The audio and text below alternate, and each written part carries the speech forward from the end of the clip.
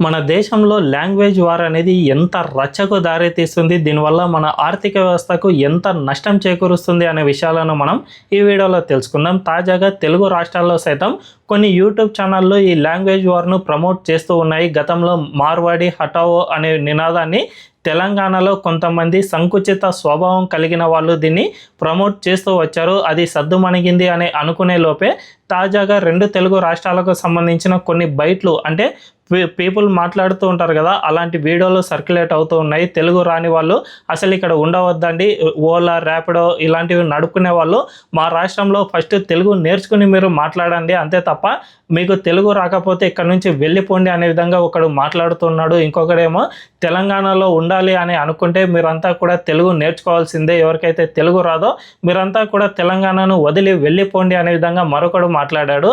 ఈ రెండు వీడియోలను చూస్తూ ఉంటే ఖచ్చితంగా వీళ్ళలో ఎంత సంకుచిత స్వభావం ఉందో అర్థం చేసుకోవచ్చు. నిజానికి ఈ లాంగ్వేజ్ వార్ అనేది మన దేశంలోని కొన్ని రాష్ట్రాలకు తీవ్రంగా నష్టాన్ని కలిగిస్తూ ఉన్నాయి.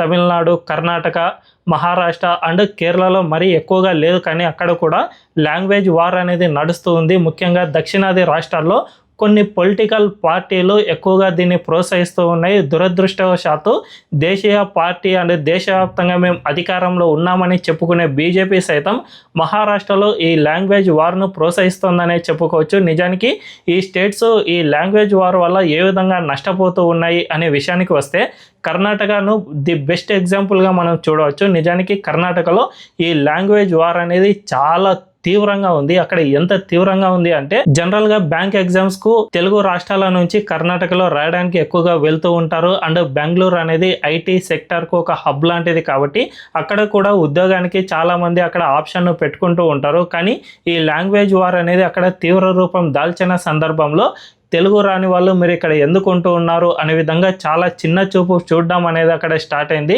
దీనివల్లనే చాలామంది ఐటీ సెక్టర్లో ఎవరైతే పని చేస్తూ ఉంటారో వాళ్ళు బెంగళూరా, హైదరాబాదా అనే ఆప్షన్ను చూస్తే ఫస్ట్ ప్రియారిటీ హైదరాబాద్కి ఇస్తూ వస్తూ ఉన్నారు. సో ఎవరికైతే ఫుల్ టాలెంటెడ్ నేను ఏ ఆప్షన్ పెట్టుకున్నా నాకు వస్తుంది అని ఆలోచన ఉన్న వాళ్ళంతా కూడా ఫస్ట్ ప్రియారిటీగా హైదరాబాద్నే పెట్టుకుంటారు. ఎవరైతే ఇక నాకు జాబ్ రాదు, ఏదో ఒక చోట పని చేసుకుందాం, ఇక పోతే పోనీ, ఇక నాకంటే కాంపిటీషన్లో చాలా ఎక్కువ మంది ఉన్నారు కాబట్టి ఇక నాకు ఏదో ఒకటి దిక్కు అని అనుకున్న వాళ్ళు మాత్రమే బెంగళూరును చూస్ చేసుకునే అవకాశం ఉంటుంది. సో ఈ విధంగా జరిగినప్పుడు ఇది తక్షణమే ఒక ఇంపాక్ట్ చూపించకపోవచ్చు, కానీ భవిష్యత్తులో అంటే ఒక 5 లేదా 10 సంవత్సరాల్లో ఇదే విధంగా కొనసాగితే ఖచ్చితంగా ఈ బెంగళూరులో టాలెంటెడ్ పీపుల్ అనేవాళ్ళు తగ్గుతారు. అప్పుడు బెంగళూరులో ఐటీ సెక్టర్ అనేది మెల్లిమెల్లిగా గ్రాఫ్ పడిపోతూ ఉంటుంది. అండ్ ఈ ఐటీ కంపెనీలు చాలా వేగంగా యాక్ట్ చేస్తూ ఉంటాయి.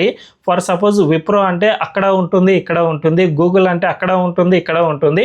ఇలా మల్టీనేషనల్ కంపెనీలు అనేవి ఆల్మోస్ట్ హైదరాబాద్లో ఏమేమైతే ఉన్నాయో అవన్నీ కూడా బెంగళూరులో సైతం ఉన్నాయి. సో ఈ రెండింటికి పోటీ చూసినప్పుడు కర్ణాటకలో శాంతి భద్రతలు అంత ఎక్కువగా ఉండవు, అక్కడ తమ ఎంప్లాయీస్కు అంత సేఫ్ కాదు, ఎప్పుడు ఎవరిపైనైనా దాడి జరగవచ్చు అని ఈ కంపెనీలు ఎప్పుడైనా భావిస్తే ఖచ్చితంగా వెంటనే తమ ప్లాంట్లన్నిటిని తీసుకువెళ్ళి వేరే రాష్ట్రాలకు షిఫ్ట్ చేస్తూ ఉంటాయి. మనం చైనా నుంచి కోవిడ్ సమయంలో మన దేశానికి పెద్ద ఎత్తున స్మార్ట్ ఫోన్ కంపెనీలు ఇక్కడ తరలి రావడానికి సైతం ఇదే ప్రధాన కారణం అని చెప్పుకోవచ్చు. సో ఈ విధంగా జరుగుతూ ఉంటుంది. అండ్ మహారాష్ట్రలో దేవేంద్ర ఫడ్నవీస్ బీజేపీ గవర్నమెంట్ అక్కడ అధికారంలో ఉంది. అలాంటి ఫడ్నవీస్ గవర్నమెంట్ సైతం ఈ లాంగ్వేజ్ వార్ను ప్రోత్సహించేలా ఒక కీలక నిర్ణయం తీసుకున్నారు. అదేమిటంటే తమ రాష్ట్రంలో ఎవరైతే ఆటో రిక్షాలు అండ్ క్యాబ్ డ్రైవర్లు ఉంటారు కదా, వీళ్ళందరికీ సైతం బేసిక్ మరాఠీ అనేది వచ్చి ఉండాలి. ఎవరికైతే మరాఠీ భాష రాదో వాళ్ళందరికీ 1 లేదంటే 2 నెలలు టైం ఇస్తాం, అంతలోపు మీరు నేర్చుకోకపోతే తమ రాష్ట్రాన్ని వదిలి వెళ్ళిపోండి, లేకపోతే మీరు ఆటోలను నడుపుకోవడానికి ఎట్టి పరిస్థితుల్లో పర్మిషన్ ఇవ్వము, మీ లైసెన్సులన్నీ కూడా రద్దు చేస్తాం అనే విధంగా తాజాగా ఉత్తర్వులు జారీ చేసింది. ఇది ఎంత క్రూరమైన చర్య అనే విషయాన్ని మనం ఒక్కసారి వివరిస్తే జనరల్గా ఎక్కడైనా కానీ ట్రాన్స్పోర్ట్ అనేది చాలా అంటే చాలా ముఖ్యం. మన హైదరాబాద్ను ఎక్కువగా చూస్ చేసుకోవడానికి సైతం హైదరాబాద్లో ట్రాన్స్పోర్ట్ చాలా ఈజీగా ఉంటుంది. బెంగళూరులో అయితే చాలా ట్రాఫిక్ జామ్ ఉంటుంది. సో ట్రాఫిక్ని ఎవరైతే ప్రత్యక్షంగా చూసిన వాళ్ళు ఉంటారో వాళ్ళు ఫస్ట్ ప్రయారిటీ హైదరాబాద్కి ఇస్తారు. అదేవిధంగా మహారాష్ట్రలో సైతం ఇప్పుడు ఈ లాంగ్వేజ్ వార్లో భాగంగా ఈ ఉత్తర్వులు ఎవరికైతే జారీ చేశారో వారిలో ఒక 10% ఆటోలను తమ ఇంటికి తీసుకువెళ్ళినా లేకుంటే వాళ్ళ లైసెన్సులు రద్దయినా కూడా ఇది సామాన్య ప్రజలపైనే పెద్ద ఎత్తున ఇంపాక్ట్ చూపిస్తుంది. ఇప్పటికే ఆ రాష్ట్రంలో బీహార్ అండ్ యూపీ నుంచి వచ్చి ఆటోలు నడుపుకుంటున్న వాళ్ళు మెల్లిమెల్లిగా తమ సొంత రాష్ట్రాలకు వెళ్ళిపోయే ఆలోచనలో ఉన్నారు. కొంతమంది అయితే ఏకంగా ఆటోలను ట్రైన్కు షిప్మెంట్ చేసి మరి అక్కడ నుంచి తరలి వెళ్తూ ఉన్నారు. ఇలా జరిగినప్పుడు భవిష్యత్తులో అంటే వచ్చే ఒక నెల 2 నెలల్లో వీళ్ళ లైసెన్స్లన్నీ క్యాన్సిల్ అయ్యి ఉంటాయి కదా. అప్పుడు ఆటోల సంఖ్య ఒక 10% తగ్గినా కూడా ఫేర్ అనేది చాలా ఎక్కువగా పెరిగిపోతుంది. మనందరికీ తెలుసు ఆటోల నుంచి కొంతమంది ఏ విధంగా దోచుకుంటారు అన్న విషయం స్పష్టంగా అర్థమై ఉంటుంది కదా. అలాంటి వాళ్ళు చాలా దోచుకోవడానికే ప్రయత్నం చేస్తారు. ఒక 200 అయ్యే చోట 350, 400 ఈ విధంగా కలెక్ట్ చేయడానికి ప్రయత్నం చేస్తారు. ఇలాంటివి జరిగినప్పుడు అక్కడ ట్రాన్స్పోర్టేషన్పై పెద్ద ఎత్తున దెబ్బ పడుతుంది. అది చివరిగా ఐటీ సెక్టర్లో ఎవరైతే పని చేస్తూ ఉంటారో వాళ్ళపైన లేకుంటే సామాన్య ప్రజలపైనే ఈ భారం అనేది పడుతుంది. సో దీనివల్ల కొన్ని వందల కోట్ల రూపాయలు ప్రజలు నష్టపోతారు. ప్రభుత్వానికి ఏమీ నష్టం ఉండకపోయినా కూడా ప్రజలు మాత్రం ఈ భారాన్ని భరించాల్సిందే అన్నట్లుగా ఉంటుంది. సో ఈ లాంగ్వేజ్ వార్ వల్ల చాలా అంటే చాలా నష్టాలు ఉంటాయి.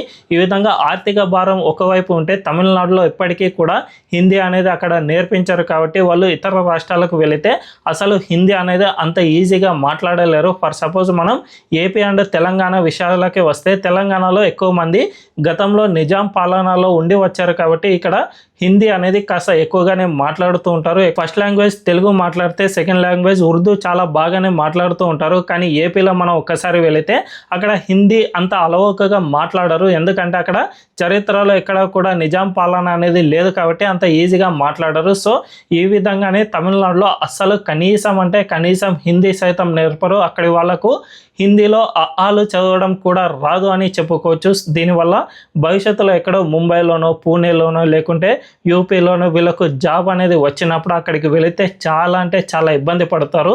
దీన్ని బట్టి చూసుకుంటే అన్ని రాష్ట్రాల్లో ఏ రాష్ట్రం అయితే ఈ లాంగ్వేజ్ వార్ను ప్రోత్సహించిందో ఆ రాష్ట్రాలన్నీ కూడా నష్టపోతూనే వస్తూ ఉన్నాయి. అది ఆర్థికంగాను లేకుంటే ఫ్యూచర్ పరంగాను నష్టపోతూనే ఉన్నాయి. అలాంటి లాంగ్వేజ్ వార్ను కొంతమంది తెలిసి తెలియకుండా ఏపీ అండ్ తెలంగాణలో సైతం ప్రమోట్ చేస్తూ ఉన్నారు. ఇది చాలా అంటే చాలా ప్రమాదకరమైన చర్య. ఇలాంటి వాళ్ళను మనం ఖచ్చితంగా తిప్పికొట్టాల్సిన అవసరం ఎంతైనా ఉంది. లేకపోతే భవిష్యత్తులో మన తెలుగు రాష్ట్రాల్లో కూడా ఈ లాంగ్వేజ్ వార్లో పడి ఆస్తుల ధ్వంసం ఇలాంటివి చేసుకోవడానికి మనం ముందుకు వస్తామని చెప్పకనే చెప్పుకోవచ్చు. మరి ఈ విషయంపై మీ అభిప్రాయం ఏంటో కామెంట్ల రూపంలో తెలియజేయండి.